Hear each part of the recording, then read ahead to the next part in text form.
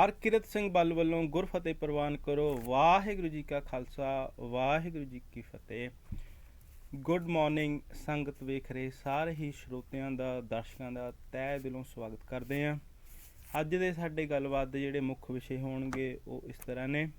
Supreme court ਫੈਸਲਾ ਜਿਹੜਾ ਆਇਆ ਉਹਦੇ ਵਿੱਚ ਨਵੇਂ ਖੇਤੀ ਕਾਨੂੰਨਾਂ ਦੇ ਅਮਲ ਉੱਤੇ ਰੋਕ ਲਗਾ ਦਿੱਤੀ ਗਈ ਹੈ। 4 ਮੈਂਬਰੀ ਕਮੇਟੀ ਦਾ ਗਠਨ ਕੀਤਾ ਗਿਆ ਹੈ, ਜਿਸ ਦੇ ਵਿੱਚ 2 ਕਿਸਾਨ ਆਗੂ ਨੇ ਅਤੇ 2 ਅਰਥ ਸ਼ਾਸਤਰੀਆਂ ਨੂੰ ਲਿਆ ਗਿਆ। ਕਿਸਾਨ ਜਥੇਬੰਦੀਆਂ ਵੱਲੋਂ ਸਰਵ ਉੱਚ ਅਦਾਲਤ ਦੀ ਕਮੇਟੀ ਰੱਦ ਕਰ ਦਿੱਤੀ ਗਈ ਹੈ। ਦਿੱਲੀ ਦੇ ਦਰਵਾਜ਼ੇ 'ਤੇ ਸਰਹੱਦਾਂ 'ਤੇ ਕਿਸਾਨ ਮਨਾਉਣਗੇ ਤਿੰਨੇ ਕਾਲੇ ਕਾਨੂੰਨਾਂ ਦੀਆਂ ਕਾਪੀਆਂ ਨੂੰ ਲੋਹੜੀ ਵਿੱਚ ਜਾਲ ਕੇ ਲੋਹੜੀ ਮਨਾਉਣਗੇ। ਟਰੈਕਟਰ ਮਾਰਚ ਸੰਬੰਧੀ ਕਿਸਾਨ ਜਥੇਬੰਦੀਆਂ ਨੂੰ ਨੋਟਿਸ ਜਾਰੀ, 18 ਜਨਵਰੀ ਨੂੰ ਸੁਣਵਾਈ। ਅਧਿਕ ਸਾਡੇ ਜਿਹੜੇ ਮੁੱਖ ਵਿਸ਼ੇ ਹੋਣਗੇ। ਸਭ ਤੋਂ ਪਹਿਲਾਂ ਅਸੀਂ ਆਪਣੇ ਦਰਸ਼ਕਾਂ ਨੂੰ ਲੋਹੜੀ ਦੇ ਤਿਉਹਾਰ ਦੀਆਂ ਵਧਾਈਆਂ ਦਿੰਦੇ ਹਾਂ, ਪਰ ਇੱਕ ਵੱਡਾ ਸਾਡੇ ਕੌਮੀਅਤ ਲਈ, ਸਾਡੇ ਪੰਜਾਬੀ ਭਾਈਚਾਰੇ ਲਈ, ਦੇਸ਼ ਵਾਸੀਆਂ ਲਈ, ਭਾਵੇਂ ਕਿ ਅੱਜ ਲੋਹੜੀ ਦਾ ਤਿਉਹਾਰ ਹੈ, ਕਿਸਾਨ ਵੀ ਲੋਹੜੀ ਦਿੱਲੀ ਦੇ ਦਰਵਾਜ਼ਿਆਂ 'ਤੇ ਹੀ ਮਨਾਉਣਗੇ। ਖੁਸ਼ੀ ਦਾ ਵੈਸੇ ਤਿਉਹਾਰ ਹੁੰਦਾ ਹੈ, ਪਰ ਚੜ੍ਹਦੀ ਕਲਾ ਵਿੱਚ ਕਿਸਾਨਾਂ ਨੇ ਆਪਣੇ ਆਪ ਨੂੰ ਰੱਖਣ ਵਾਸਤੇ ਜਿਹੜੇ ਉੱਥੇ ਆਪਣੇ ਸਮਰਥਕ ਪੁੱਜੇ ਨੇ। ਇੱਕ ਜਿਹੜਾ ਸ਼ਹਿਰ ਗ੍ਰਾਮ ਵਸਿਆ ਹੋਇਆ ਦਿੱਲੀ ਦੀ ਸਰਹੱਦ 'ਤੇ, ਉੱਥੇ ਉਹਨੂੰ ਸਕਾਰਾਤਮਕ ਵਿੱਚ ਰੱਖਣ ਲਈ ਲੋਹੜੀ ਦਾ ਤਿਉਹਾਰ ਮਨਾਇਆ ਜਾਂਦਾ ਹੈ। ਭਾਵੇਂ ਕਿ ਸਾਰੇ ਜਾਣੂ ਨੇ, ਸ਼ਹਾਦਤਾਂ ਹੋ ਰਹੀਆਂ ਨੇ ਕਿਸਾਨਾਂ ਦੀਆਂ, ਉਹ ਵੀ ਇੱਕ ਦੁੱਖ ਦੀ ਘੜੀ ਹੈ ਇਸ ਵੇਲੇ ਪੂਰੇ ਪੰਜਾਬ ਭਾਰਤ ਲਈ, ਪਰ ਫਿਰ ਵੀ ਸਕਾਰਾਤਮਕ ਰੂਪ ਵਿੱਚ ਰਹਿੰਦੇ ਹੋਏ ਕਿਸਾਨਾਂ ਨੇ ਫੈਸਲਾ ਕੀਤਾ ਕਿ ਪੂਰੇ ਭਾਰਤ ਵਿਸ਼ਵ ਦੇ ਵਿੱਚ ਜਿਹੜੇ ਇਹ ਤਿੰਨੇ ਕਾਲੇ ਕਾਨੂੰਨ ਨੇ, ਇਹਨਾਂ ਦੀਆਂ ਜਿਹੜੀਆਂ ਕਾਪੀਆਂ ਇਹਨਾਂ ਨੂੰ ਲੋਹੜੀ ਵਿੱਚ ਸਾੜਿਆ ਜਾਵੇ। ਕਿਉਂਕਿ ਲੋਹੜੀ ਦਾ ਜਿਹੜਾ ਤਿਉਹਾਰ ਹੈ ਉਹਦੇ ਬਾਰੇ ਅਸੀਂ ਆਪਣੇ ਦਰਸ਼ਕਾਂ ਨੂੰ ਇਹ ਦੱਸ ਦੇਣਾ ਚਾਹੁੰਦੇ ਹਾਂ। ਲੋਹੜੀ ਦੇ ਬਾਰੇ ਸਰਦਾਰ ਭਾਈ ਸਾਹਿਬ ਭਾਈ ਕਾਹਨ ਸਿੰਘ ਨਾਭਾ ਜੀ ਦਾ ਜਿਹੜਾ ਵਿਚਾਰ ਹੈ ਮਹਾਨ ਕੋਸ਼ ਦੇ ਵਿੱਚ, ਉਹ ਉਹਨਾਂ ਨੇ ਲਿਖਿਆ ਕਿ ਤਿਲ ਪਲੱਸ ਜਮਾ, ਤਿਲ ਅਤੇ ਰੋੜੀ ਸ਼ਬਦ ਨੂੰ ਲੈ ਕੇ ਸ਼ਬਦ ਬਣਿਆ ਤਿਲੋੜੀ। ਤਿਲੋੜੀ ਸ਼ਬਦ ਦਾ ਅੱਗੇ ਰੂਪਾਂਤਰਨ ਹੁੰਦਾ ਹੋਇਆ ਬਦਲਾਵ ਆਉਂਦਾ ਹੁੰਦਾ, ਇਹ ਤਿਲੋੜੀ ਸ਼ਬਦ ਤੋਂ ਲੋਹੜੀ ਸ਼ਬਦ ਬਣ ਗਿਆ। ਇਸ ਤੋਂ ਇਲਾਵਾ ਡਾਕਟਰ ਕਿਰਪਾਲ ਸਿੰਘ ਕਾਗਜ ਜੀ ਜਿਹੜੇ ਪੰਜਾਬੀ ਯੂਨੀਵਰਸਿਟੀ ਪਟਿਆਲਾ, ਉਹਨਾਂ ਨੇ ਆਪਣੇ ਕੋਸ਼ ਵਿੱਚ ਲਿਖਿਆ ਹੈ ਕਿ ਲੋਹੜੀ ਪੋਹ ਦੇ ਮਹੀਨੇ ਦੀ ਅੰਤਲੀ ਰਾਤ ਨੂੰ ਅੱਗ ਬਾਲ ਕੇ ਮਨਾਇਆ ਜਾਣ ਵਾਲਾ ਇੱਕ ਤਿਉਹਾਰ ਹੈ। ਲੋਹੜੀ ਬਾਰੇ ਅਲੱਗ-ਅਲੱਗ ਪ੍ਰਚਲਿਤ ਨੇ ਕਥਾਵਾਂ ਕਹਾਣੀਆਂ, ਜਿਹਦੇ ਵਿੱਚ ਇੱਕ ਵੱਡੀ ਜਿਹੜੀ ਗਾਥਾ ਹੈ ਉਹ ਦੁੱਲਾ ਭੱਟੀ ਦੀ ਕਹਾਣੀ ਸਾਰੇ ਜਾਣੂ ਨੇ। ਉਹਦੇ ਤੋਂ ਉਹਦੇ ਯਾਦ ਵਿੱਚ ਵੀ ਮਨਾਈ ਜਾਂਦੀ ਹੈ ਲੋਹੜੀ, ਸਾਰੇ ਜਾਣੂ ਨੇ। ਇੱਕ ਵੱਡੀ ਫੇਮਸ ਪ੍ਰਫੁੱਲਤ ਇੱਕ ਕਵਿਤਾ ਉਹਨਾਂ ਦੇ ਨਾਮ 'ਤੇ ਵੀ ਜਿਹੜੀ ਹੈ ਸਾਰੇ ਜਾਣਦੇ ਹੋ, ਜਿਵੇਂ ਕਿ ਸੁੰਦਰ ਮੁੰਦਰੀ ਹੋ, ਤੇਰਾ ਕੌਣ ਵਿਚਾਰਾ ਹੋ, ਦੁੱਲਾ ਭੱਟੀ ਵਾਲਾ ਹੋ, ਦੁੱਲੇ ਧੀ ਵਿਆਹੀ।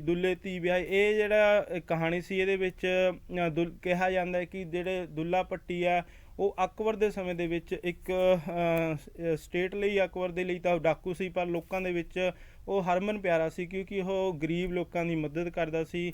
ਉਹ ਗਰੀਬ ਬ੍ਰਾਹਮਣ ਸੀ, ਉਹਦੀਆਂ ਧੀਆਂ ਦਾ ਉਹਨੇ ਕਾਰਜ ਰਚਾਇਆ ਸੀ, ਉਹਨਾਂ ਨੂੰ ਆਰਥਿਕ ਤੌਰ 'ਤੇ ਸਹਾਇਤਾ ਦਿੱਤੀ ਸੀ। ਅਜਿਹਾ ਪ੍ਰਚਲਿਤ ਹੈ, ਦੁੱਲੇ ਭੱਟੀ ਦੀ ਯਾਦ ਵਿੱਚ ਮਨਾਈ ਜਾਂਦੀ ਹੈ। ਸਭ ਤੋਂ ਵੱਡੀ ਗੱਲ ਜਿਹੜੀ ਅਸੀਂ ਆਪਣੇ ਦਰਸ਼ਕਾਂ ਨੂੰ ਦੱਸਦੇ ਹਾਂ ਕਿ ਜਿਹੜਾ ਲੋਹੜੀ ਦਾ ਤਿਉਹਾਰ ਆ, ਇਹ ਕਿਰਤੀ ਅਤੇ ਕਿਸਾਨਾਂ ਦਾ ਸੱਭਿਆਚਾਰਕ ਤਿਉਹਾਰ ਹੈ, ਦੋਨਾਂ ਦਾ। ਕਿਉਂਕਿ ਇਹ ਪੋਹ ਦੇ ਮਹੀਨੇ ਦੇ ਵਿੱਚ ਅਖੀਰਲੀ ਰਾਤ ਨੂੰ ਮਨਾਈ ਜਾਂਦੀ ਹੈ ਲੋਹੜੀ, ਅਤੇ ਜਦੋਂ ਸਰਦੀ ਦੀ ਸਿਆਲ ਦੀ ਰੁੱਤ ਆਰੰਭ ਹੁੰਦੀ ਹੈ ਤਾਂ ਸਭ ਤੋਂ ਪਹਿਲਾਂ ਜਿਹੜਾ ਸਿਆਲ ਦਾ ਸਰਦੀ ਦਾ ਤਿਉਹਾਰ ਹੁੰਦਾ ਉਹ ਹੁੰਦਾ ਹੈ ਦੀਵਾਲੀ।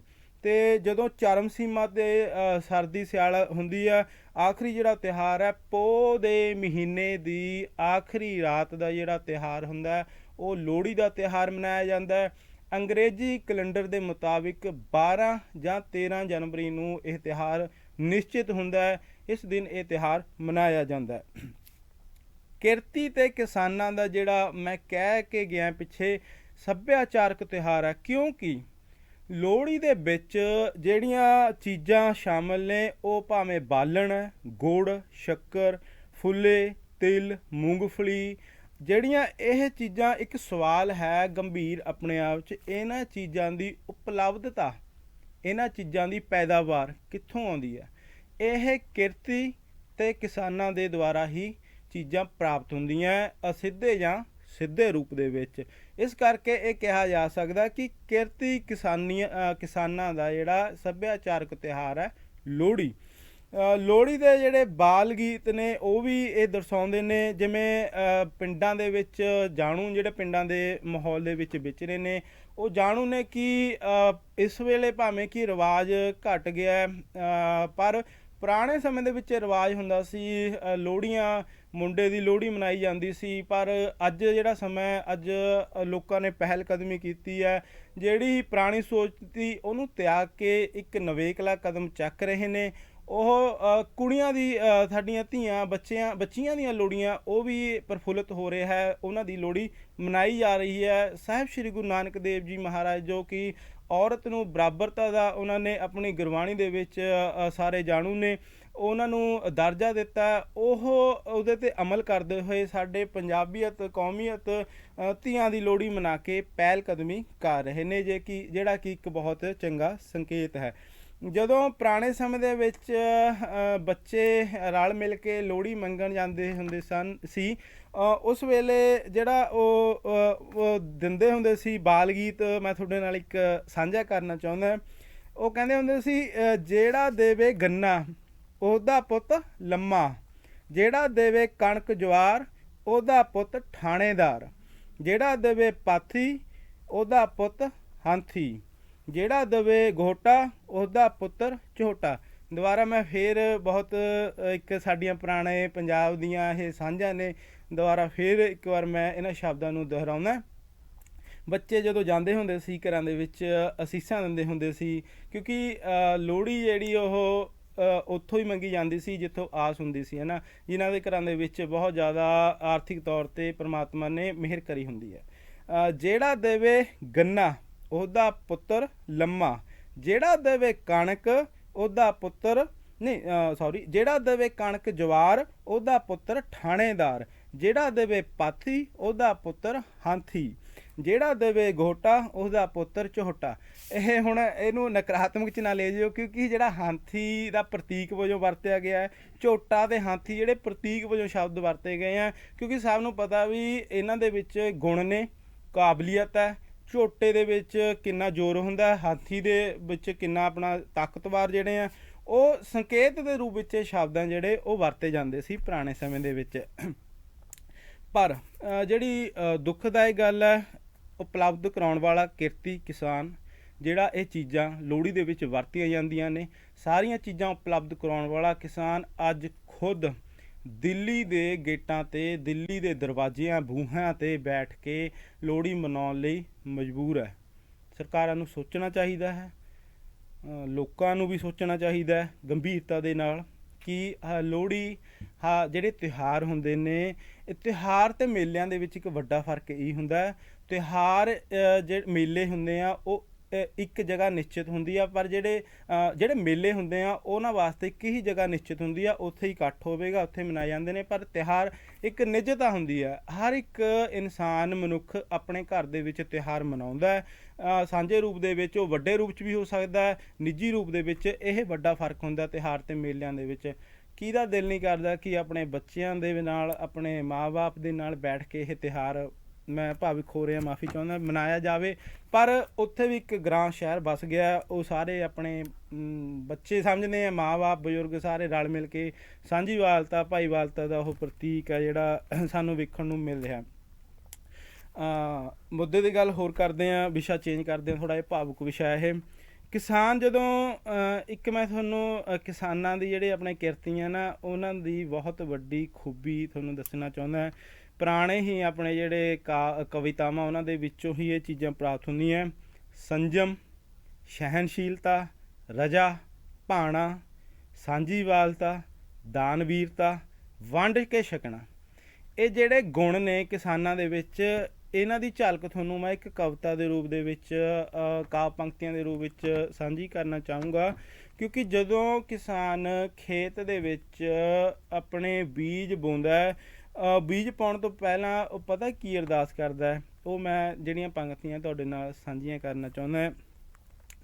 ਜੀਆਂ ਜੰਤਾਂ ਦੇ ਭਾਗੀ, ਜੀਆਂ ਜੰਤ ਦੇ ਭਾਗੀ, ਆਏ ਗਏ ਦੇ ਭਾਗੀ। ਇਹ ਬੀਜ ਆ ਜਿਹੜਾ ਵੀ ਉਹਦੀ ਫਸਲ ਆਊਗੀ ਉਹ ਕਿਹੜੇ ਕਿਹੜੇ ਹਿੱਸਿਆਂ 'ਚ ਜਾਣਾ ਚਾਹੀਦਾ, ਉਹ ਅਰਦਾਸ ਕਰ ਰਿਹਾ।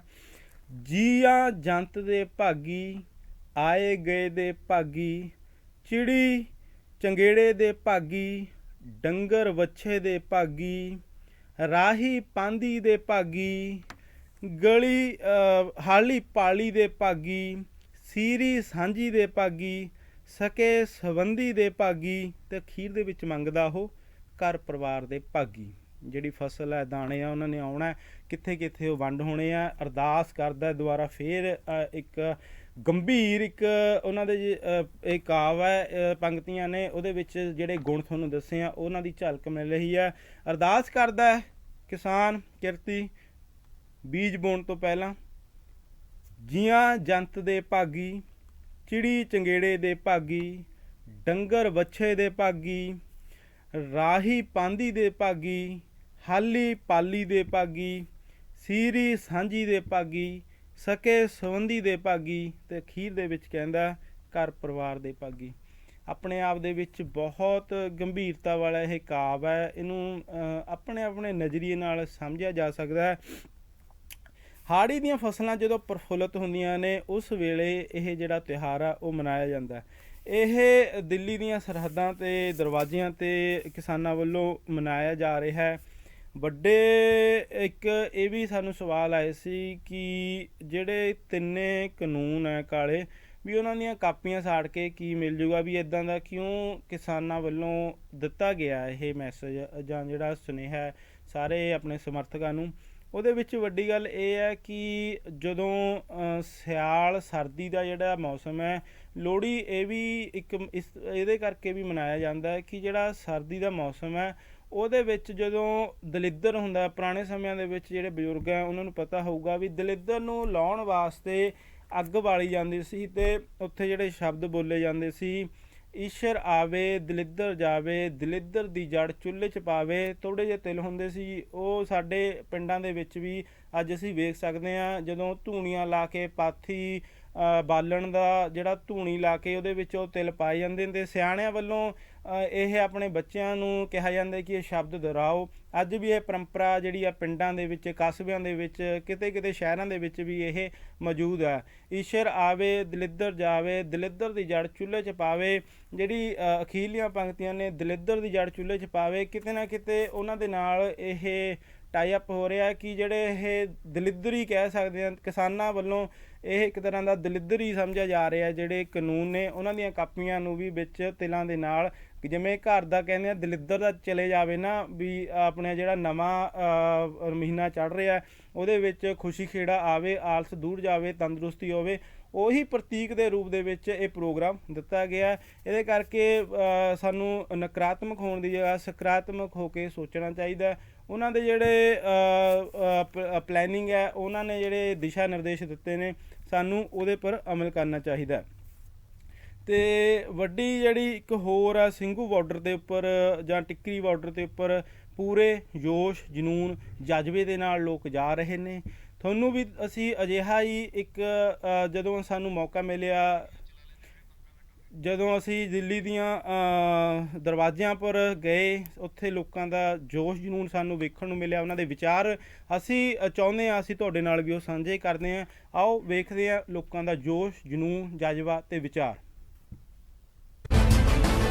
ਦੇ ਵਿੱਚ ਵੱਖ-ਵੱਖ ਥਾਵਾਂ ਤੋਂ, ਵੱਖ-ਵੱਖ ਪ੍ਰਾਂਤਾਂ ਤੋਂ ਲੋਕ ਆ ਰਹੇ ਨੇ, ਆਪਣੀ ਸ਼ਮੂਲੀਅਤ ਕਰ ਰਹੇ ਨੇ, ਹਾਜ਼ਰੀ ਲਵਾ ਰਹੇ ਨੇ, ਜਾ ਰਹੇ ਨੇ, ਸਹਿਯੋਗ ਦੇ ਰਹੇ ਨੇ। ਐਵੇਂ ਹੀ ਪੰਜਾਬ ਦੇ ਕੋਈ ਨੌਜਵਾਨ ਸਾਡੇ ਨਾਲ ਜੁੜੇ ਆ, ਉਹਨਾਂ ਨਾਲ ਗੱਲਬਾਤ ਕਰਦੇ ਆ। ਛੋਟੀ ਉਮਰ ਦਾ ਇੱਕ ਨੌਜਵਾਨ ਵੀ ਜੁੜਿਆ, ਪੁੱਛਦੇ ਆ ਕਿੱਥੋਂ ਤੋਂ ਆਇਆ, ਕੀ ਨਾਮ ਹੈ। ਹਾਂਜੀ ਬੱਚਾ ਜੀ, ਕੀ ਨਾਮ ਹੈ ਤੁਹਾਡਾ ਬੇਟਾ? ਮਨਕੀਰਤ ਸਿੰਘ ਜੀ। ਮਨਕੀਰਤ ਸਿੰਘ ਜੀ, ਕਿੱਥੋਂ ਆਏ ਹੋ? ਦਰਾਲੀ ਪਿੰਡੀ, ਜ਼ਿਲ੍ਹਾ ਮੋਹਾਲੀ। ਮੋਹਾਲੀ ਪਿੰਡ ਸ਼ਹਿਰ ਤੋਂ ਆਏ ਨੇ ਬੱਚੇ। ਕੀ ਕਹਿਣਾ ਚਾਹੁੰਦੇ ਹੋ ਇਸ ਅੰਦੋਲਨ ਦੇ ਬਾਰੇ? ਕੀ ਸੋਚ ਕੇ ਆਏ ਹੋ? ਕਿ ਅਸੀਂ ਇਹ ਅੰਦੋਲਨ ਜਿੱਤ ਕੇ ਜਾਵਾਂਗੇ। ਠੀਕ ਹੈ, ਪੂਰੇ ਜੋਸ਼ ਦੇ ਨਾਲ ਆਇਆ। ਜਿਵੇਂ ਵੀਰਾਂ ਨੇ ਤੁਹਾਨੂੰ ਦਿਖਾਉਣਾ ਚੰਗਾ ਪੰਜਾਬ ਆਪਣੇ ਪੰਜਾਬੀਅਤ ਹੋਣ ਦਾ ਜਿਹੜਾ ਸਬੂਤ ਆ ਉਹ ਦਿਖਾ ਰਹੇ ਨੇ। ਗੱਲਬਾਤ ਕਰਾਂਗੇ ਹੋਰ ਵੀਰਾਂ ਨਾਲ ਜੀ। ਹਾਂਜੀ, ਕਿੱਥੋਂ ਆਏ ਵੀਰ ਜੀ? ਵੀਰ ਜੀ ਪਹਿਲਾਂ ਤਾਂ ਸਤਿ ਸ੍ਰੀ ਅਕਾਲ ਸਾਰਿਆਂ ਨੂੰ। ਅਸੀਂ ਹੁਸ਼ਿਆਰਪੁਰ ਤੋਂ ਆਏ ਹਾਂ ਜੀ, ਅਤੇ ਸਾਨੂੰ ਆਇਆਂ ਨੂੰ ਹੋ ਗਏ ਆ 3-4 ਦਿਨ। ਤੇ ਬਾਕੀ ਅਸੀਂ ਇਹ ਕਹਿਣਾ ਚਾਹੁੰਦੇ ਹਾਂ ਵੀ ਮੋਦੀ ਨੂੰ ਕਾਨੂੰਨ ਵਾਪਸ ਲੈਣੇ ਚਾਹੀਦੇ ਆ। ਬਾਕੀ ਜਿੱਦਾਂ ਕਿਸਾਨ ਜਥੇਬੰਦੀਆਂ ਸਾਡੀਆਂ ਡਟੀਆਂ ਹੋਈਆਂ ਇਸ ਵੇਲੇ ਬੜੇ ਹੌਸਲੇ ਬੁਲੰਦ ਆ, ਜਿੱਦਾਂ ਉਹ ਟਾਈਮ ਪਾ ਰਿਹਾ ਹੋਰ ਜ਼ਿਆਦਾ ਲੋਕਾਂ 'ਚ ਰੋਹ ਔਰ ਹੌਸਲਾ ਵੱਧ ਰਿਹਾ ਆ। ਬਾਕੀ ਕਿਸਾਨ ਜਥੇਬੰਦੀਆਂ ਨੂੰ ਇੱਕ ਚੀਜ਼ ਦੱਸਣੀ ਚਾਹੁੰਦਾ ਤੁਹਾਡੇ ਚੈਨਲ ਰਾਹੀਂ, ਉਹਨਾਂ ਕੋਲ ਹਰ ਤਾਲੇ ਦੀ ਚਾਬੀ ਆ ਚੁੱਕੀ ਆ, ਜਿਵੇਂ ਫੌਜੀ, ਵਕੀਲ, ਇੰਜੀਨੀਅਰ। ਹੁਣ ਬਸ ਉਹ ਤਾਲੇ ਦੀਆਂ ਚਾਬੀਆਂ ਸਹੀ ਥਾਂ ਤੇ ਵਰਤਣ ਦੀ ਲੋੜ ਆ। ਬਸ ਇਹ ਕੰਮ ਨੇੜੇ ਹੀ ਆ, ਜ਼ਿਆਦਾ ਦੂਰ ਨਹੀਂ ਹੈਗਾ। ਹਾਂਜੀ, ਅਸੀਂ ਤਾਂ ਮੋਦੀ ਨੂੰ ਆਹੀ ਕਹਿਣਾ ਚਾਹੁੰਦੇ ਆ ਵੀ ਛੇਤੀ ਛੇਤੀ ਕਾਨੂੰਨ ਵਾਪਸ ਲੈ ਲੈ, ਨਹੀਂ ਤਾਂ ਤੇਰੀ ਦਿੱਲੀ ਪਤਾ ਕਬਜ਼ਾ ਹੋ ਗਿਆ, ਬਾਰਡਰਾਂ ਪਤਾ ਹੋ ਗਿਆ ਕਬਜ਼ਾ, ਹੁਣ ਤੇਰੇ 26 ਨੂੰ ਅੰਦਰ ਵੀ ਹੋ ਜਾਣਾ, ਵੀ ਤੈਨੂੰ ਅਸੀਂ ਬਾਹਰ ਨਿਕਲਣਾ ਬੰਦ ਕਰ ਦੇਣਾ। ਛੇਤੀ ਛੇਤੀ ਸਾਡੇ ਬਿੱਲ ਵਾਪਸ ਲੈ ਲੈ, ਸਾਨੂੰ ਭਾਈ ਘਰ ਨੂੰ ਤੋੜ ਦੇ, ਨਹੀਂ ਤਾਂ ਇਹ ਸਾਡਾ 2024 ਤੱਕ ਇਹ ਕੰਮ ਚੱਲੂਗਾ। ਜਦ ਤੱਕ ਇਹਦੀ ਸਰਕਾਰ ਆ, ਜਦ ਤੱਕ ਇਹ ਬਿੱਲ ਵਾਪਸ ਨਹੀਂ ਲੈਂਦਾ ਹੈਗਾ। ਸਾਡੇ ਤਾਂ ਉਰੇ ਪੱਕੇ ਮੋਰਚੇ ਗੱਡ ਹੋ ਗਏ, ਲੈਂਟਰ ਪੈ ਗਏ, ਟੀਨਾਂ ਪੈ ਗਈਆਂ। ਹੁਣ ਚਾਹੇ ਮੀਂਹ ਆ ਜਾਵੇ, ਤੂਫਾਨ ਆ ਜਾਵੇ, ਸਾਨੂੰ ਕਿਸੇ ਚੀਜ਼ ਦੀ ਕੋਈ ਦਿੱਕਤ ਨਹੀਂ ਹੈਗੀ। ਅਸੀਂ ਕਿਸੇ ਵੀ ਤਰ੍ਹਾਂ ਪਿੱਛੇ ਨਹੀਂ ਹਟਦੇ। ਬਜ਼ੁਰਗ ਸਾਡੇ ਨਾਲ ਹੈ, ਅਸੀਂ ਨੌਜਵਾਨ ਬਜ਼ੁਰਗਾਂ ਦੇ ਨਾਲ ਹੈ, ਮਾਵਾਂ ਭੈਣਾਂ ਸਾਰੇ ਸਾਡੇ ਨਾਲ ਹੈ। 26 ਤਰੀਕ ਨੂੰ ਜਿਹੜਾ ਦਿੱਲੀ ਦਾ ਐਲਾਨ ਕੀਤਾ ਹੋਇਆ ਕਿਸਾਨ ਆਗੂਆਂ ਨੇ, ਲੱਖਾਂ ਟਰੈਕਟਰ ਹਰਿਆਣੇ ਪੰਜਾਬ ਤੋਂ ਹੋਰ ਆਉਣਾ ਹੈ। ਮੋਦੀ ਨੂੰ ਦਿਖ ਜੂਗਾ ਵੀ ਜਿਹੜੇ ਇਹ ਗਲਤ ਕਾਨੂੰਨ ਬਣਾਏ ਹੈ ਵੀ ਇਹ ਲੋਕਾਂ ਲਈ ਕਿੰਨੇ ਗਲਤ ਸਾਬਤ ਹੈ। ਅੱਜ ਸਾਰਾ ਦੇਸ਼ ਇਸ ਅੰਦੋਲਨ ਨੂੰ ਦੇਖ ਰਿਹਾ ਹੈ, ਇੰਨਾ ਸ਼ਾਂਤਮਈ ਚੱਲ ਰਿਹਾ, ਕਿਸਾਨ ਆਗੂ ਵਧੀਆ ਅਗਵਾਈ ਕਰ ਰਹੇ ਹੈ ਜੀ। ਤੇ ਅਸੀਂ ਵੇਖ ਸਕਦੇ ਹਾਂ ਇਸ ਅੰਦੋਲਨ 'ਚ ਪਰਿਵਾਰ ਸਮੇਤ ਵੀ ਸ਼ਮੂਲੀਅਤ ਕੀਤੀ ਜਾ ਰਹੀ ਹੈ। ਇੱਕ ਛੋਟੀ ਬੱਚੀ ਸਾਡੇ ਨਾਲ ਜੁੜੀ ਹੈ। ਹਾਂਜੀ, ਤੁਹਾਡਾ ਨਾਮ ਜੀ? ਸਤਿ ਸ਼੍ਰੀ ਅਕਾਲ ਜੀ। ਸਤਿ ਸ਼੍ਰੀ ਅਕਾਲ। ਕਿੱਥੋਂ ਆਏ ਹੋ? ਤੁਹਾਡਾ ਨਾਮ? ਮੇਰਾ ਨਾਮ ਅਦੀਸ਼ਵਰ। ਕਿੱਥੋਂ ਆਏ ਹੋ? ਦੁਗਾਲ ਤੋਂ। ਜੀ, ਪਾਤੜਾਂ ਤੋਂ। ਉਹਨਾਂ ਦੇ ਮਾਤਾ ਪਿਤਾ ਵੀ ਨਾਲ ਨੇ। ਹਾਂਜੀ, ਕੀ ਕਹਿਣਾ ਚਾਹੋਗੇ? ਸਤਿ ਸ਼੍ਰੀ ਅਕਾਲ ਜੀ। ਛੋਟੇ ਛੋਟੇ ਬੱਚੇ ਸ਼ਮੂਲੀਅਤ ਕਰ ਰਹੇ ਨੇ, ਉਹਨਾਂ ਦੇ ਮਾਤਾ ਪਿਤਾ ਨਾਲ ਗੱਲ ਕਰਨੀ ਚਾਹਾਂਗੇ। ਹਾਂਜੀ, ਕਿੱਥੋਂ ਆਏ ਹੋ ਜੀ? ਅਸੀਂ ਜੀ ਪਾਤੜਾ ਤੋਂ, ਡਿਸਟ੍ਰਿਕਟ ਪਟਿਆਲੇ ਤੋਂ ਆਏ ਹਾਂ। ਹਾਂਜੀ, ਪਰਿਵਾਰ ਸਮੇਤ ਸ਼ਮੂਲੀਅਤ ਕਰ ਰਹੇ ਹੋ, ਬਹੁਤ ਵੱਡੀ ਗੱਲ ਹੈ। ਕੀ ਸੋਚ ਕੇ ਆਏ ਹੋ ਅੰਦੋਲਨ 'ਚ? ਸਰ, ਕਿਸਾਨਾਂ ਦੇਖੋ ਕਿੰਨੇ ਦਿਨਾਂ ਤੋਂ ਬੈਠੇ ਨੇ, ਅਸੀਂ ਉਹਨਾਂ ਦੀ ਸਪੋਰਟ ਲਈ ਆਏ ਹਾਂ ਸਭ।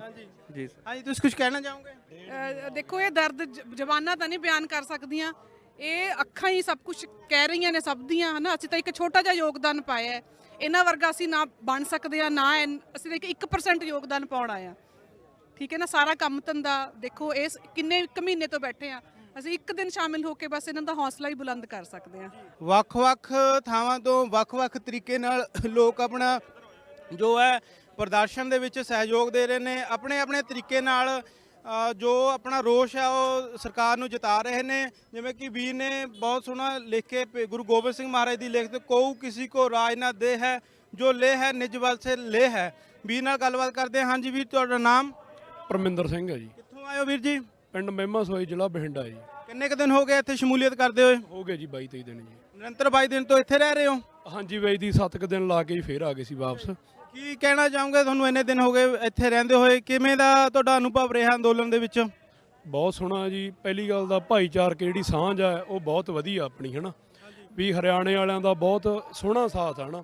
ਜਿਹੜੀਆਂ ਮੰਨ ਲਓ ਵੀ ਰੋਜ਼ਮਰੇ ਦੀਆਂ ਹੈਗੀਆਂ ਆਪਣੀਆਂ ਜ਼ਰੂਰਤਾਂ ਉਹ ਵੀ ਪੂਰੀਆਂ ਕਰਦੇ ਆ। ਤੇ ਵੈਸੇ ਹੀ ਮਤਲਬ ਐਂ ਲੱਗਦਾ ਵੀ ਇੱਕ ਸਾਂਝਾ ਪੰਜਾਬ ਵੱਜ ਗਿਆ, ਹੈ ਨਾ। ਵੀ ਇੱਕ ਦੂਜੇ ਦਾ ਬੜਾ ਲਗਾਵ ਆ ਲੋਕਾਂ ਨਾਲ। ਤੇ ਜਿਵੇਂ ਐਂ ਲੱਗਦਾ ਵੀ ਕੁਦਰਤ ਦਾ ਭਾਣਾ ਵਾਪਰੀ ਜਾਂਦਾ ਇਹ 'ਚ, ਹੈ ਨਾ। ਜਿਵੇਂ ਵੀ ਸਾਰਾ ਅਨਆਰਗੇਨਾਈਜ਼ਡ ਹੀ ਐਵੇਂ ਵੇਖਿਆ ਜਾਵੇ ਤਾਂ, ਪਰ ਸਾਰਿਆਂ ਨੂੰ ਐਂ ਲੱਗਦਾ ਵੀ ਯਾਰ ਆਪਾਂ ਪੀਸਫੁਲੀ ਰਹੀਏ। ਤੇ ਕਿਉਂਕਿ ਇਹ ਹਰੇਕ ਦੀ ਖੇਤੀ ਦਾ ਮਸਲਾ, ਹੈ ਨਾ, ਕਿਸੇ ਦਾ ਨਿੱਜ ਨਹੀਂ ਹੈ ਇੱਥੇ। ਤੇ ਸਾਰੇ ਆਪਦੇ ਖੇਤਾਂ ਵਾਸਤੇ ਆਏ ਆ ਤੇ ਆਪਦੀ ਜ਼ਮੀਨ ਵਾਸਤੇ ਆਏ ਆ ਇੱਥੇ। ਹਾਂਜੀ, ਸਾਡੇ ਨਾਲ ਹੋਰ ਵੀ ਵੀਰ ਜੁੜ ਚੁੱਕੇ ਨੇ। ਹਾਂਜੀ ਵੀਰ ਜੀ, ਕਿੱਥੋਂ ਆਏ ਹੋ? ਅਸੀਂ ਮਾਨਸਾ ਤੋਂ ਆਏ ਹਾਂ ਜੀ। ਪਹਿਲਾਂ ਅਰਜ਼ ਕਰਦੇ ਹਾਂ ਫਤਿਹ। ਵਾਹਿਗੁਰੂ ਜੀ ਕਾ ਖਾਲਸਾ, ਵਾਹਿਗੁਰੂ ਜੀ ਕੀ ਫਤਿਹ। ਕਿਸਾਨ ਮਜ਼ਦੂਰ ਏਕਤਾ ਜਿੰਦਾਬਾਦ। ਅਸੀਂ ਬਾਈ ਜੀ, ਜੋ ਪਹਿਲਾਂ ਪੰਜਾਬ ਦੇ ਵਿੱਚ ਬਹੁਤ ਹੀ ਲੰਮੇ ਸਮੇਂ ਤੋਂ ਤਕਰੀਬਨ ਸੰਘਰਸ਼ ਚੱਲ ਰਿਹਾ ਹੈਗਾ, ਉਹਦਾ ਵੀ ਹਿੱਸਾ ਬਣ ਕੇ ਰਹੇ ਹਾਂ। ਹੁਣ ਜਦੋਂ ਕਿਸਾਨਾਂ ਦੀਆਂ ਉੱਥੇ ਸਾਡਿਆਂ ਦੀਆਂ ਮੰਗਾਂ ਨਹੀਂ ਪੂਰੀਆਂ ਹੋਈਆਂ, ਸਾਡੇ ਹਿੱਤਾਂ ਲਈ ਕਿਸਾਨ ਨੇ ਸਾਡੀ ਰਾਖੀ ਨਹੀਂ ਕੀਤੀ, ਤਾਂ ਸਾਨੂੰ ਦਿੱਲੀ ਮੋਰਚੇ ਤੇ ਆਉਣਾ ਪਿਆ। ਹੁਣ ਤਕਰੀਬਨ ਸਾਨੂੰ ਇੱਥੇ 1 ਮਹੀਨੇ ਤੋਂ ਉੱਪਰ ਦਾ ਸਮਾਂ ਹੋ ਗਿਆ ਕਿ ਸਾਡੇ ਕਿਸਾਨ ਇਹ ਮੋਰਚੇ ਦੇ ਉੱਤੇ ਡਟੇ ਆ, ਪਰ ਅੰਨੀ ਸਰਕਾਰ, ਬੋਲੀ ਸਰਕਾਰ ਜਿਹੜੀਆਂ ਸਾਡੀਆਂ ਮੰਗਾਂ ਬਿਲਕੁਲ ਨਹੀਂ ਸੁਣ ਰਹੀ ਹੈਗੀ। ਪਤਾ ਨਹੀਂ ਇਹ ਕੀ ਚਾਹੁੰਦੇ ਆ, ਮੈਨੂੰ ਕੋਈ ਸਮਝ ਨਹੀਂ ਆ ਰਹੀ ਹੈਗੀ ਵੀ ਰੱਬ ਕਿਤੇ ਵੱਸਦਾਗਾ, ਪਰ ਇਹਨਾਂ ਲੋਕਾਂ ਨੂੰ ਰੱਬ ਦਾ ਡਰ ਨਹੀਂ ਹੈਗਾ। ਜੋ ਵੀ ਸਾਡੇ ਕਿਸਾਨ ਬਜ਼ੁਰਗ, ਮਾਤਾ ਭੈਣਾਂ, ਭਰਾ ਜੋ ਇੰਨੇ ਠੰਡ ਦੇ ਵਿੱਚ ਇੱਥੇ ਦਿਨ ਰਾਤ ਕਰਕੇ ਵਿਚਾਰੇ ਮਿਹਨਤ ਕਰ ਰਹੇ ਆ ਇਹਨਾਂ ਦਾ ਪੇਟ ਪਾਲਣ ਬਾਰੇ, ਪਰ ਉਹੀ ਅੱਜ ਸੜਕਾਂ ਦੇ ਉੱਤੇ ਆ ਗਏ ਹੈਗੇ।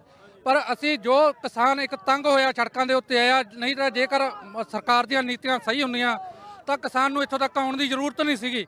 ਤੇ ਇਹਨਾਂ ਕਹਿੰਦੇ ਹੋਏ ਧੰਨਵਾਦ ਕਰਦੇ ਆ। ਮੈਂ ਮੋਦੀ ਸਾਹਿਬ ਨੂੰ ਇੱਕ ਆਪਣੇ ਮੀਡੀਆ ਦੇ ਰਾਹੀਂ ਸੁਨੇਹਾ ਦੇਣਾ ਚਾਹੁੰਦਾ ਵੀ ਜੇਕਰ ਤੇਰੀਆਂ ਅੱਖਾਂ 'ਚੋਂ ਤੈਨੂੰ ਦਿਸਦਾ ਤਾਂ ਤੂੰ ਲੋਕਾਂ ਦੀ ਆਵਾਜ਼ ਸੁਣ, ਤੈਨੂੰ ਪਤਾ ਲੱਗੇ ਵੀ ਦੇਸ਼ ਦਾ ਸਾਡਾ ਅੰਨਦਾਤਾ ਕੀ ਕਹਿ ਰਿਹਾ ਹੈਗਾ। ਇਹਨਾਂ ਕੁਝ ਕਹਿੰਦੇ ਹੋਏ ਅਸੀਂ ਮੋਦੀ ਸਾਹਿਬ ਨੂੰ ਅਪੀਲ ਕਰਦੇ ਹਾਂ, ਪਲੀਜ਼ ਕਿਰਪਾ ਕਰਕੇ ਇਹਨਾਂ ਵਿਚਾਰੇ ਬਜ਼ੁਰਗ ਕਿਸਾਨਾਂ ਦੀਆਂ ਜਿਹੜੀਆਂ ਮੰਗਾਂ ਨੇਗੀਆਂ ਤੁਸੀਂ ਮੰਨੋ, ਇਹ ਆਪਣੇ ਘਰਾਂ ਨੂੰ ਜਾਣ ਤੇ ਤੁਸੀਂ ਆਪਣਾ ਰਾਜ ਕਰੋ ਤੇ ਦੁਨੀਆ ਵੀ ਖੁਸ਼ ਹੋਵੇ, ਤੁਸੀਂ ਵੀ ਖੁਸ਼ ਹੋਵੋ। ਵਾਹਿਗੁਰੂ ਜੀ ਕਾ ਖਾਲਸਾ, ਵਾਹਿਗੁਰੂ ਜੀ ਕੀ ਫਤਿਹ। ਹਾਂਜੀ, ਇਸ ਵੇਲੇ ਸਾਡੇ ਨਾਲ ਜੁੜ ਚੁੱਕੇ ਨੇ ਸਵਾਮੀ ਜੀ, ਜੋ ਕਿ ਪੂਰੀ ਨਿਡਰਤਾ ਦੇ ਨਾਲ ਕਿਸਾਨੀ ਅੰਦੋਲਨ ਨੂੰ ਸਹਿਯੋਗ ਦੇ ਰਹੇ ਨੇ, ਨਿਡਰਤਾ ਦੇ ਨਾਲ ਜੋ ਸੱਚਾਈਆਂ ਨੂੰ ਬਿਆਨ ਕਰਦੇ ਨੇ। ਅਸੀਂ ਉਹਨਾਂ ਨਾਲ ਗੱਲਬਾਤ ਕਰ ਰਹੇ ਹਾਂ। ਸਵਾਮੀ ਜੀ ਸਤਿ ਸ਼੍ਰੀ ਅਕਾਲ ਜੀ, ਬਹੁਤ ਬਹੁਤ ਸਵਾਗਤ ਹੈ ਸਾਡੇ ਚੈਨਲ ਤੇ। वाहिगुरु जी का खालसा वाहिगुरु जी की फतेह। आज मैं हिंदी में बात करूंगा ताकि सारे देश के दुनिया के लोग समझ सके कि मैं यहाँ क्यों आ रहा हूँ। मेरा नाम स्वामी हर्षानंद है, संस्थापक योग दर्शन परमार्थिक ट्रस्ट। 42 साल से बच्चों में बंदियों में काम कर रहा हूँ। मेरा सपना है भारत की धरती पे एक स्वस्थ बालक को आकार देना, और ये जो किसान आंदोलन है ये प्रकृति चला रही है। आज मैं 3 चीज़ें, जो बाकी चीज़ें तो आप सब सुन रहे हैं, 3 चीज़ें मैं आज फार्मूले के रूप में देना चाहता हूँ। देखिए, हमारा उद्देश्य है भारत को विश्व के मस्तक पर सुशोभित करना। इस दिशा में किसानों ने सिद्ध कर दिया है कि उनका शौर्य, पराक्रम, वीरता, साहस और सेवा सारी दुनिया देख रही है। अब जिम्मेदारी है उस प्राइवेट कंपनी की जिसे मैंने नाग नाम दिया है, नरेंद्र अमित गौतम अडानी। नरेंद्र इस समय उसके शरीर के अंदर एक योगी नहीं है, उसके अंदर मांबा सांप प्रवेश कर चुका है। मांबा, दक्षिण अफ्रीका वाला, ओके। वो इस तरह से स्प्रे कर रहा है जहर कि हमारी आंखें अंधी हो जाती है। वो क्या कहना चाहता है, ये खालिस्तानी है, आतंकवादी हैं, पाकिस्तान प्रायोजित हैं और इनको लोग भरमा रहे हैं, भड़का रहे हैं, राजनीतिक दल इनको प्रश्रय दे रहे हैं। ये सब गलत बातें हैं, वो अपनी जिम्मेदारी से भाग रहे हैं। दूसरे हैं मिस्टर अमित शाह, उसके अंदर कोबरा आ गया है। क्या कर रहा है वो अमित? वहम का व्यापारी था वो। क्या कर रहा है? बड़े बड़े सपने दिखा रहा है कि मैं पारसमणि हूं, मैं छूऊंगा तो सोना बन जाएगा, और हमारा जेब खाली करता जा रहा है। और इन दोनों ने मिलके एक नए बनिए को पकड़ा जिसका नाम है गौतम अडानी। वो वाइपर सांप बन गया है, वो डस रहा है, बिना रजिस्ट्री के लोगों के खाते में जमीन चढ़ती जा रही है। कितनी पीड़ा की बात, उनके लोगों के, किसानों के नहीं, किसानों की जमीन गौतम अडानी के लोगों के नाम चढ़ती जा रही बिना रजिस्ट्री के। ये ऑनलाइन रिकॉर्ड पे बोल रहा हूँ, ये ध्यान रखिएगा। 10 साल बाद मेरे देश के बच्चे ये सब सुनेंगे कि एक संत ऐसा भी आया था उस आंदोलन में जिसने 10 साल पहले ही सब बता दिया था।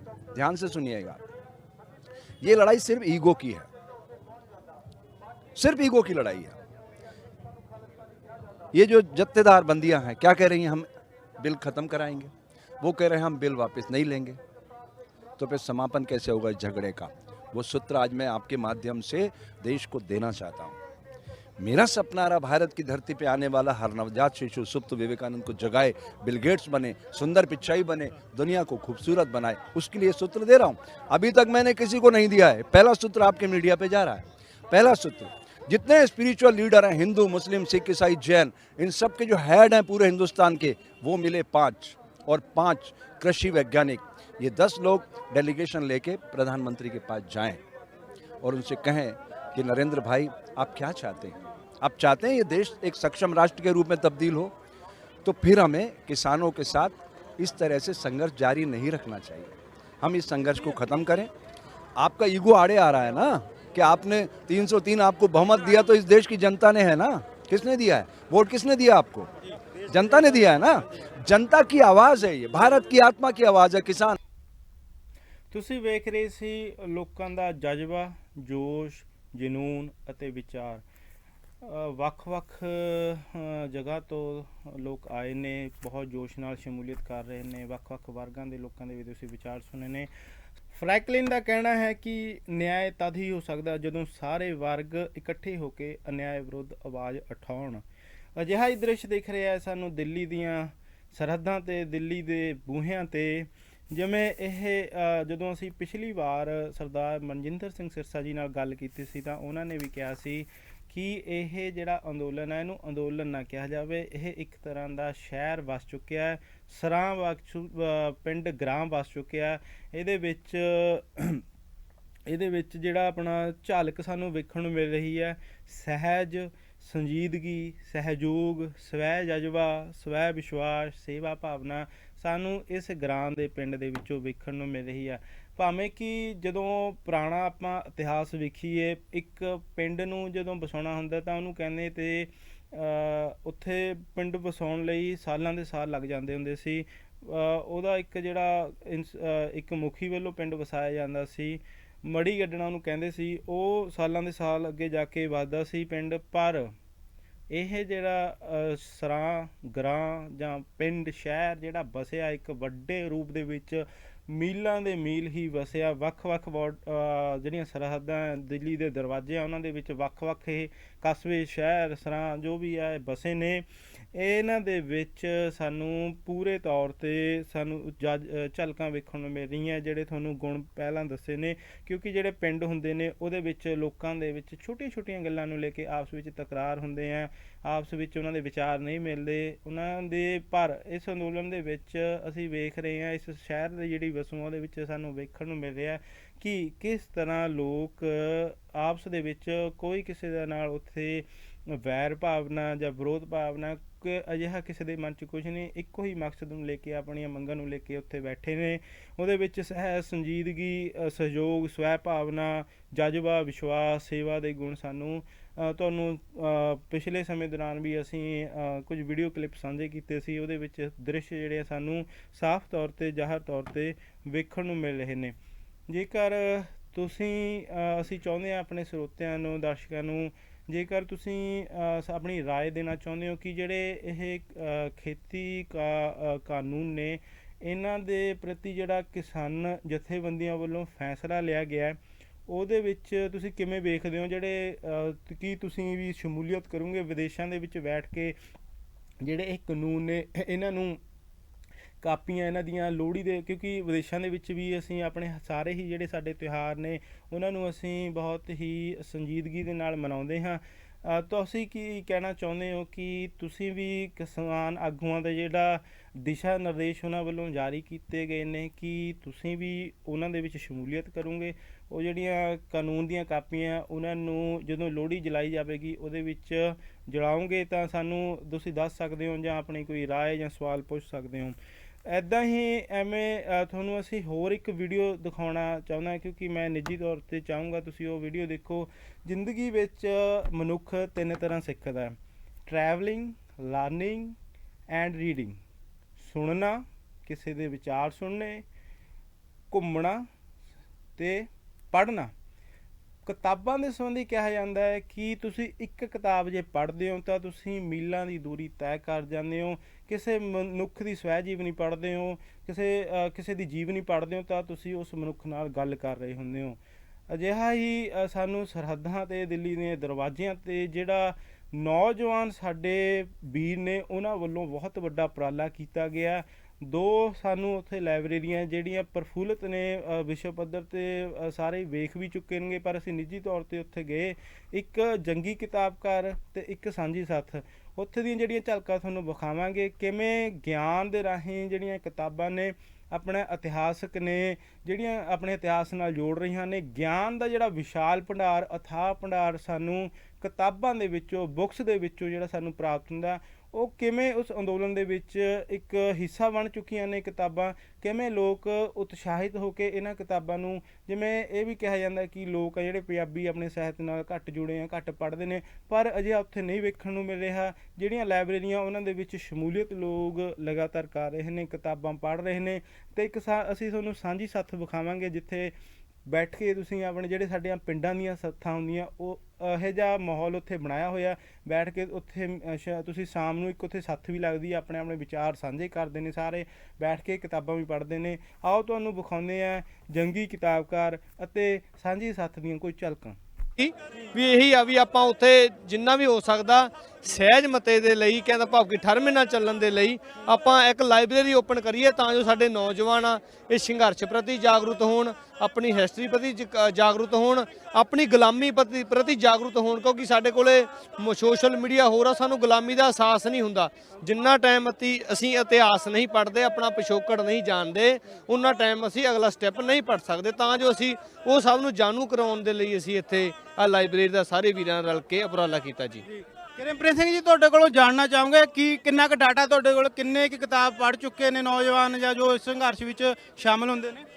ਤਕਰੀਬਨ ਜਦੋਂ ਅਸੀਂ ਤੁਰੇ ਸੀ ਸਾਡੇ ਕੋਲ 11-1200 ਦੇ ਤਕਰੀਬ ਕਿਤਾਬਾਂ ਸੀ, ਤੇ ਜਿਉਂ ਹੀ ਇੱਥੇ ਭਰਵਾਂ ਹੁੰਗਾਰਾ ਮਿਲਿਆ ਸਾਨੂੰ ਨੌਜਵਾਨਾਂ ਪ੍ਰਤੀ, ਤਾਂ ਇਸ ਵੇਲੇ ਸਾਡੀਆਂ 1900 ਤੋਂ ਪਲੱਸ ਕਿਤਾਬਾਂ ਨੇ ਜਿਹੜੀਆਂ ਇੱਥੋਂ ਜਿਹੜੇ ਨੌਜਵਾਨ ਨੇ, ਬਜ਼ੁਰਗ ਨੇ, ਮਾਵਾਂ ਨੇ, ਉਹ ਇਸ਼ੂ ਕਰਵਾ ਕੇ ਲੈ ਕੇ ਜਾ ਚੁੱਕੇ ਨੇ। ਜਿਹੜੇ ਟਰਾਲੀਆਂ 'ਚ, ਟੈਂਟਾਂ 'ਚ ਜਾਂ ਦਿੱਲੀ ਦੇ ਜਿਹੜੇ ਲੋਕਲ ਵਸਨੀਕ ਨੇ ਉਹ ਵੀ ਸਾਤੋਂ ਕਿਤਾਬਾਂ ਲੈ ਕੇ ਜਾ ਚੁੱਕੇ ਨੇ। ਤਕਰੀਬਨ ਸਾਡੇ ਕੋਲ 2500 ਤੋਂ ਪਲੱਸ ਇਸ ਸਮੇਂ ਕਿਤਾਬਾਂ ਮੌਜੂਦ ਨੇ। ਇਸ ਤੋਂ ਇਲਾਵਾ ਸਾਡੇ ਕੋਲ ਜਿਹੜੇ ਪਾਠਕ ਨੇ ਸਾਡੇ, ਜਿਹੜੇ ਸਾਨੂੰ ਕਿਤਾਬ ਪੜ੍ਹ ਕੇ ਜਾਂਦੇ ਨੇ, ਉਹ ਸਾਨੂੰ ਬਕਾਇਦਾ ਰਿਵਿਊ ਵੀ ਲਿਖ ਕੇ ਜਾਂਦੇ ਨੇ। ਤਾਂ ਸਾਡੇ ਕੋਲ ਰਿਵਿਊ ਦੀ ਵੀ ਬਕਾਇਦਾ ਇੱਕ ਅਲੱਗ ਤੋਂ ਡਾਇਰੀ ਸਾਡੇ ਕੋਲ ਮੌਜੂਦ ਹੈ। ਕਿਸ ਤਰ੍ਹਾਂ ਦੀਆਂ ਤੁਸੀਂ ਕਿਤਾਬਾਂ ਰੱਖਦੇ ਹੋ, ਸਾਹਿਤ ਦੇ ਸੰਬੰਧੀ ਜਾਂ ਗਿਆਨ, ਕਿਸ ਤਰ੍ਹਾਂ ਦੀਆਂ ਕਿਤਾਬਾਂ ਰੱਖਦੇ ਹੋ? ਦੇਖੋ ਜੀ, ਸਾਡੇ ਕੋਲ ਹਰੇਕ ਤਰ੍ਹਾਂ ਦੀ ਕਿਤਾਬ ਇੱਥੇ ਮੌਜੂਦ ਆ। ਜ਼ਿਆਦਾਤਰ ਕਿਤਾਬਾਂ ਸਾਡੇ ਕੋਲ ਪੰਜਾਬੀ ਦੀਆਂ, ਇੰਗਲਿਸ਼ ਦੀਆਂ ਤੇ ਹਿੰਦੀ ਦੀਆਂ। ਇਸ ਤੋਂ ਇਲਾਵਾ ਸਾਡੇ ਕੋਲ ਉਰਦੂ ਦੀਆਂ ਵੀ ਕਿਤਾਬਾਂ ਮੌਜੂਦ ਨੇ।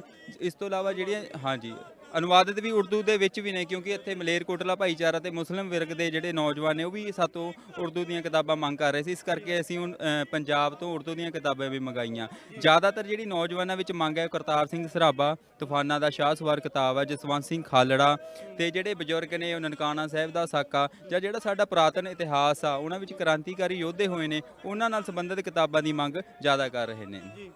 ਇਹ ਸਨ ਵੀਰ ਕਿਰਮਪ੍ਰੀਤ ਸਿੰਘ ਜੀ ਤੇ ਉਹਨਾਂ ਦੇ ਸਾਥੀ, ਜੋ ਕਿ ਬਹੁਤ ਉਦਮ ਕਰ ਰਹੇ ਨੇ, ਉਪਰਾਲਾ ਕਰ ਰਹੇ ਨੇ, ਸਾਹਿਤ ਨਾਲ ਜੋੜ ਰਹੇ ਨੇ, ਜੋ ਲੋਕ ਸੰਘਰਸ਼ ਵਿੱਚ ਆ ਰਹੇ ਉਹਨਾਂ ਨੂੰ ਜਾਗਰੂਕ ਕਰ ਰਹੇ ਨੇ। ਧੰਨਵਾਦ।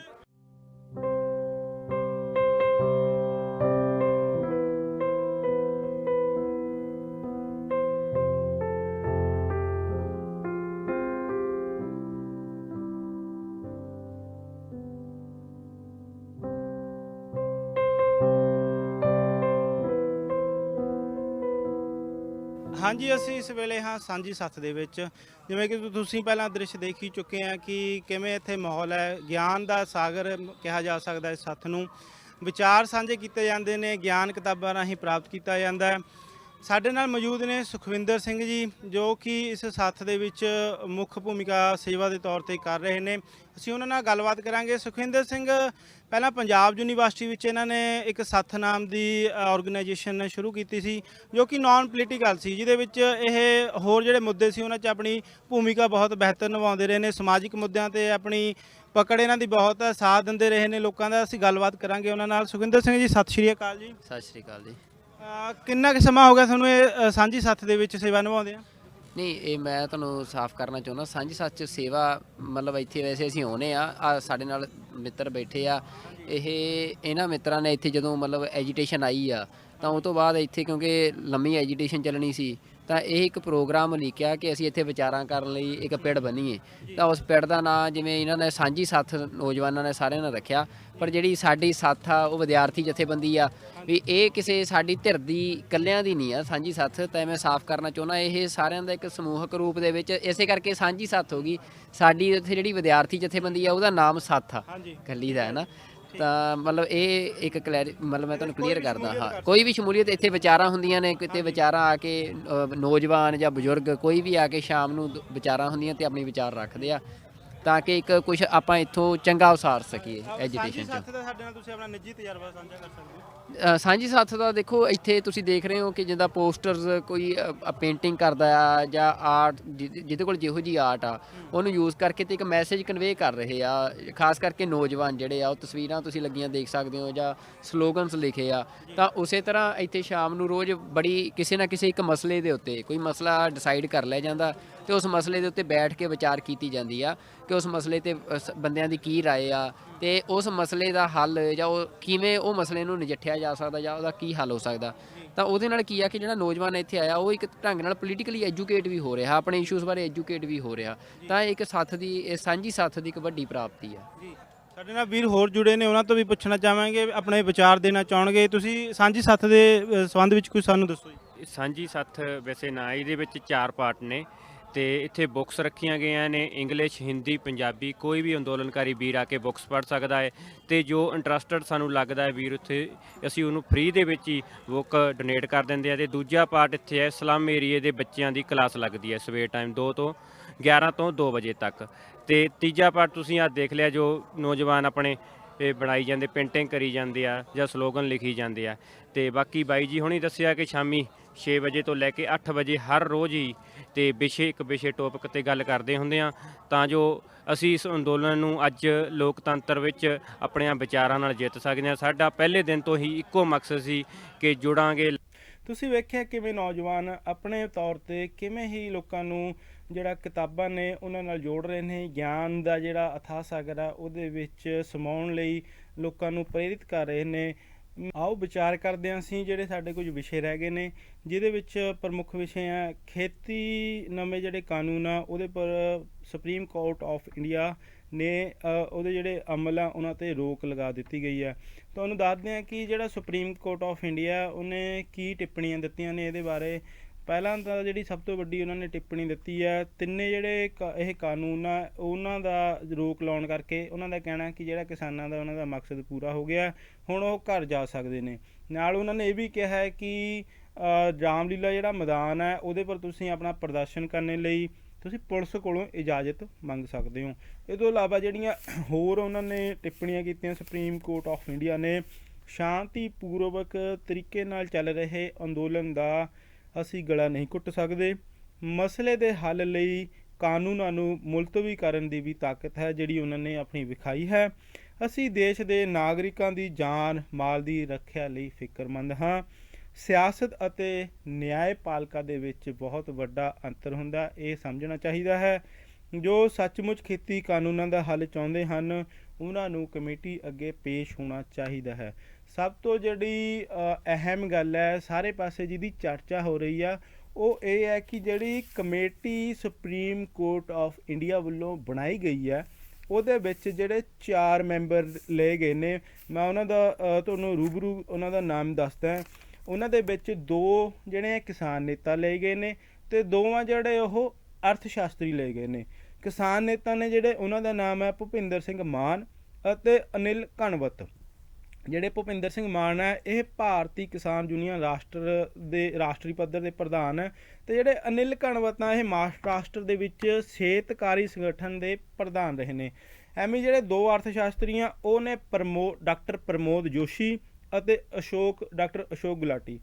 ਇਹ ਪਰ ਜਿਹੜੀ ਕਿਸਾਨ ਆਪਣੇ ਆਗੂ ਨੇ ਉਹਨਾਂ ਨੇ ਸਿਰੇ ਤੋਂ ਨਕਾਰ ਦਿੱਤਾ ਕਿ ਅਸੀਂ ਇਸ ਕਮੇਟੀ ਦੇ ਵਿੱਚ ਨਹੀਂ ਜਾਵਾਂਗੇ, ਕੋਈ ਇਹਨਾਂ ਨਾਲ ਵਿਚਾਰ ਚਰਚਾ ਨਹੀਂ ਕਰਾਂਗੇ, ਅਸੀਂ ਕਮੇਟੀ ਨੂੰ ਰੱਦ ਕਰਦੇ ਹਾਂ, ਇਹ ਕਿਸਾਨਾਂ ਦਾ ਕਹਿਣਾ ਹੈ। ਪਰ ਕੇਂਦਰ ਨੇ ਇਹ ਕਿਹਾ ਕਿ ਫੈਸਲਾ ਸਾਡੀ ਇੱਛਾ ਦੇ ਖਿਲਾਫ ਦਿੱਤਾ, ਜਿਹੜੇ ਕਾਨੂੰਨ ਆ ਜਿਹੜੇ ਹੋਲਡ 'ਤੇ ਲਾਏ ਆ ਇਹਨਾਂ ਪਰ ਜਿਹੜੀ ਸੁਪਰੀਮ ਕੋਰਟ ਆਫ ਇੰਡੀਆ ਨੇ ਰੋਕ ਲਾਈ ਹੈ ਸਾਡੀ ਇੱਛਾ ਦੇ ਖਿਲਾਫ ਆ, ਪਰ ਅਸੀਂ ਉਹਨੂੰ ਜਿਹੜਾ ਫੈਸਲਾ ਸੁਪਰੀਮ ਕੋਰਟ ਆਫ ਇੰਡੀਆ ਦਾ ਉਹਨੂੰ ਮਨਜ਼ੂਰ ਕਰਦੇ ਹਾਂ। ਇਹਦੇ ਨਾਲ ਹੀ ਕਾਂਗਰਸ ਅਤੇ ਆਮ ਆਦਮੀ ਪਾਰਟੀ ਦੇ ਵੱਲੋਂ ਵੀ ਟਿੱਪਣੀ ਆਈਆਂ ਹੈ ਕਿ ਜਿਵੇਂ ਰਣਦੀਪ ਸਿੰਘ ਸੂਰਜੇਵਾਲ ਨੇ ਕਿਹਾ ਕਿ ਜਿਹੜਾ ਕਮੇਟੀ ਦੇ ਮੈਂਬਰ ਨੇ ਇਹ ਤਾਂ ਪਹਿਲਾਂ ਹੀ ਜਿਹੜੇ ਇਹ ਖੇਤੀ ਕਾਨੂੰਨ ਹੈ ਇਹਨਾਂ ਦੇ ਹੱਕ ਦੇ ਵਿੱਚ ਨੇ, ਇਹ ਕੀ ਫੈਸਲਾ ਕਰਨਗੇ। ਅਮਰ ਉਜਾਲਾ ਜਿਹੜਾ ਅਖਬਾਰ ਆ ਉਹਦੇ ਵਿੱਚ ਇਹਨਾਂ ਦੇ ਜਿਹੜੀਆਂ ਟਿੱਪਣੀਆਂ ਉਹਦੇ ਬਾਰੇ ਲਿਖਿਆ ਗਿਆ ਸੀ 4 ਦੇ ਬਾਰੇ ਕਿ ਇਹਨਾਂ ਨੇ ਕਿਵੇਂ ਇਹ ਉਹਦੇ ਹੱਕ ਵਿੱਚ ਨੇ। ਉਹ ਤੁਹਾਨੂੰ ਦੱਸਦੇ ਆ ਕਿ ਜਿਹੜੇ ਆਪਣੇ ਪ੍ਰੋਫੈਸਰ ਗੁਲਾਟੀ ਜੀ ਨੇ ਉਹਨਾਂ ਨੇ ਇਹ ਬਿਆਨ ਆਇਆ ਸੀ ਉਹਨਾਂ ਦਾ ਪਹਿਲਾਂ ਸੋਸ਼ਲ ਮੀਡੀਆ ਰਾਹੀਂ ਜਾਂ ਜਿਵੇਂ ਵੀ ਆ, ਪਰ ਇਹ ਲਿਖਤ ਹੈ ਅਮਰ ਉਜਾਲਾ ਦੀ। ਅੱਜ 13 ਜਨਵਰੀ 2021 ਭਾਰਤ ਦੇ ਵਿੱਚ ਖੁੱਲ੍ਹੇ ਬਾਜ਼ਾਰ ਦੀ ਹਮਾਇਤੀ ਤੇ ਸਮਰਥਕ ਨੇ ਪ੍ਰੋਫੈਸਰ ਗੁਲਾਟੀ, ਕਾਨੂੰਨਾਂ ਦੇ ਸਮਰਥਕ ਨੇ ਭੁਪਿੰਦਰ ਸਿੰਘ ਮਾਨ। ਜ਼ਿਕਰਯੋਗ ਹੈ ਅਖਬਾਰ ਦੇ ਵਿੱਚ ਇਹ ਵੀ ਲਿਖਿਆ ਗਿਆ ਕਿ ਜਿਹੜੀ ਭਾਰਤੀ ਕਿਸਾਨ ਜਿਹੜੀ ਸੰਯੁਕਤ ਆਪਣੀ ਕਮੇਟੀ ਹੈ ਕਿਸਾਨਾਂ ਦਾ ਜਿਹੜਾ ਸੰਘਰਸ਼ ਚੱਲ ਰਿਹਾ ਉਹਦੇ ਵਿੱਚੋਂ ਵੀ ਇਹਨਾਂ ਨੂੰ ਬਾਹਰ ਕਰ ਦਿੱਤਾ ਗਿਆ ਸੀ। ਬਦਲਾਅ ਦਾ ਦਬਦਬਾ ਅਸੀਂ ਬਣਾਇਆ ਹੈ, ਅਨਿਲ ਘਣਵੱਤ ਜੀ ਨੇ ਇਹ ਕਿਹਾ ਸੀ ਵੀ ਜਿਹੜੇ ਕਾਨੂੰਨ ਹੈ ਉਹਦੇ ਵਿੱਚ ਬਦਲਾਅ ਲਿਆਉਣ ਲਈ ਅਸੀਂ ਆਪਣਾ ਦਬਦਬਾ ਬਣਾਇਆ ਸੀ। ਅਤੇ ਜਿਹੜੇ ਪ੍ਰੋਫੈਸਰ ਪ੍ਰਮੋਦ ਜੋਸ਼ੀ ਜੀ ਨੇ ਉਹਨਾਂ ਦਾ ਇਹ ਕਿਉਂਕਿ ਉਹਨਾਂ ਦਾ ਵਿਰੋਧ ਇਸ ਕਰਕੇ ਵੀ ਹੋ ਰਿਹਾ ਖੇਤੀ ਕਾਨੂੰਨ ਵਿੱਚ ਆਧਾਰਭੂਤ ਸੰਰਚਨਾ ਦੇ ਵਿਕਾਸ ਦੇ ਪ੍ਰਬਲ ਸਮਰਥਨ ਨੇ ਰਹੇ ਆ ਇਹ ਕਾਨੂੰਨਾਂ ਦੇ ਵਿੱਚ। ਇਹਦੇ ਕਰਕੇ ਜਿਹੜੇ ਕਿਸਾਨ ਜਥੇਬੰਦੀਆਂ ਨੇ ਜਾਂ ਹੋਰ ਜਿਹੜੀਆਂ ਰਾਜਨੀਤਿਕ ਪਾਰਟੀਆਂ ਨੇ ਉਹਨਾਂ ਵੱਲੋਂ ਲਗਾਤਾਰ ਇਹ ਬਿਆਨ ਆ ਰਹੇ ਨੇ ਕਿ ਜਿਹੜੇ ਇਹ ਕਾਨੂੰਨ ਹੈ ਇਹ ਕਮੇਟੀ ਬਣਾਈ ਗਈ ਹੈ ਕੋਰਟ ਵੱਲੋਂ ਉਹਦੇ ਵਿੱਚ ਜਿਹੜੇ ਇਹ 4 ਮੁੱਖ ਮੈਂਬਰ ਲਏ ਗਏ ਨੇ। 2 ਦੇ ਵਿੱਚ ਜਿਹੜੇ ਕਿਸਾਨ ਆ ਤੁਹਾਨੂੰ ਵੇਰਵਾ ਦੇ ਦਿੱਤਾ ਗਿਆ ਹੈ, 2 ਅਰਥ ਸ਼ਾਸਤਰੀਆਂ ਦੇ ਨਾਮ ਦਿੱਤੇ ਗਏ ਨੇ। ਕੀ ਕਾਰਨ ਹੈ, ਕਿਉਂ ਸਵਾਲ ਉਠਾਏ ਜਾਂਦੇ ਨੇ, ਉਹ ਵੀ ਤੁਹਾਨੂੰ ਅਮਰ ਉਜਾਲੇ ਦੀ ਜਿਹੜੀ ਖਬਰ ਹੈ ਉਹ ਦੱਸ ਦਿੱਤੀ ਗਈ ਹੈ। ਆਉਣ ਵਾਲੇ ਸਮੇਂ ਦੇ ਵਿੱਚ ਇੱਕ ਇਹ ਵੀ ਹੈ, ਸੁਪਰੀਮ ਕੋਰਟ ਆਫ ਇੰਡੀਆ ਨੇ 18 ਜਨਵਰੀ ਨੂੰ ਸੁਣਵਾਈ ਕਰਨੀ ਹੈ ਜਿਹੜਾ ਟਰੈਕਟਰ ਮਾਰਚ ਕੱਢਣਾ ਜਾ ਰਿਹਾ ਹੈ ਕਿਸਾਨਾਂ ਵੱਲੋਂ 26 ਜਨਵਰੀ ਨੂੰ। ਪਰ ਇਹਦੇ ਨਾਲ ਨੋਟਿਸ ਵੀ ਦੇ ਦਿੱਤਾ ਗਿਆ ਹੈ। ਕੀ ਹੋਵੇਗੀ ਰਣਨੀਤੀ ਕੇਂਦਰ ਸਰਕਾਰ ਦੀ ਜਾਂ ਸੁਪਰੀਮ ਕੋਰਟ ਦੀ ਇਹ ਜਿਹੜੀ ਟਰੈਕਟਰ ਮਾਰਚ ਹੈ, ਕਿਉਂਕਿ ਕਿਸਾਨਾਂ ਵੱਲੋਂ ਸਾਫ਼ ਤੌਰ 'ਤੇ ਇਹ ਕਹਿ ਦਿੱਤਾ ਗਿਆ ਕਿ ਇਹ ਟਰੈਕਟਰ ਮਾਰਚ ਹੈ ਉਹਦੇ ਲਈ ਅਸੀਂ ਦ੍ਰਿੜ ਹਾਂ ਤੇ ਕਿਸਾਨ ਯੂਨੀਅਨ ਵੱਲੋਂ ਕਮੇਟੀ ਅੱਗੇ ਪੇਸ਼ ਹੋਣ ਤੋਂ ਵੀ ਸਾਫ਼ ਇਨਕਾਰ ਕਰ ਦਿੱਤਾ ਗਿਆ ਹੈ। ਉਹਨਾਂ ਦਾ ਕਹਿਣਾ ਜਿਹੜਾ ਇਹ ਸੱਜਰਾ ਘਟਨਾਕ੍ਰਮ ਹੋਇਆ ਹੈ ਇਹਦੇ ਪਿੱਛੇ ਸਰਕਾਰ ਦਾ ਹੀ ਹੱਥ ਹੈ, ਉਹਨਾਂ ਦਾ ਇਹ ਦਾਅਵਾ ਹੈ। ਤੇ ਕਾਨੂੰਨ ਦੀਆਂ ਜਿਵੇਂ ਕਾਨੂੰਨਾਂ ਦੇ ਬਾਰੇ ਉਹਨਾਂ ਦਾ ਕਹਿਣਾ ਹੈ ਕਿ ਅਸੀਂ ਕੇਂਦਰ ਦੇ ਨਾਲ ਸਿੱਧੀ ਦੇਖ ਰਹੇ ਹਾਂ, ਸਾਨੂੰ ਸੁਪਰੀਮ ਕੋਰਟ ਆਫ ਇੰਡੀਆ ਦੇ ਵਿੱਚ ਪੈਣ ਦੀ ਜ਼ਰੂਰਤ ਨਹੀਂ ਹੈਗੀ। ਸੋ ਇਹ ਅੱਜ ਦੇ ਜਿਹੜੇ ਪ੍ਰਮੁੱਖ ਵਿਸ਼ੇ ਸੀ। ਤੇ ਅੱਜ ਜਿਹੜੀ ਵੱਡੀ ਗੱਲ ਹੈ ਕਿ ਕਿਸਾਨ ਆਗੂਆਂ ਵੱਲੋਂ ਸੰਦੇਸ਼ ਦਿੱਤਾ ਗਿਆ ਹੈ ਕਿ ਜਿੱਥੇ ਜਿੱਥੇ ਵਿਸ਼ਵ ਪੱਧਰ ਦੇ ਵਿੱਚ ਲੋਹੜੀ ਮਨਾਈ ਜਾ ਰਹੀ ਹੈ ਉੱਥੇ ਤਿੰਨੇ ਹੀ ਜਿਹੜੇ ਇਹ ਕਾਨੂੰਨ ਨੇ ਇਹਨਾਂ ਦੀਆਂ ਕਾਪੀਆਂ ਵੀ ਸਾੜੀਆਂ ਜਾਣ। ਲੋਹੜੀ ਦੇ ਵਿੱਚ ਸਮਾਂ ਪੂਰਾ ਹੋ ਚੁੱਕਿਆ, ਅਸੀਂ ਖਿਮਾ ਦੇ ਜਾਚਕ ਹਾਂ। ਵਾਹਿਗੁਰੂ ਜੀ ਕਾ ਖਾਲਸਾ, ਵਾਹਿਗੁਰੂ ਜੀ ਕੀ ਫਤਿਹ।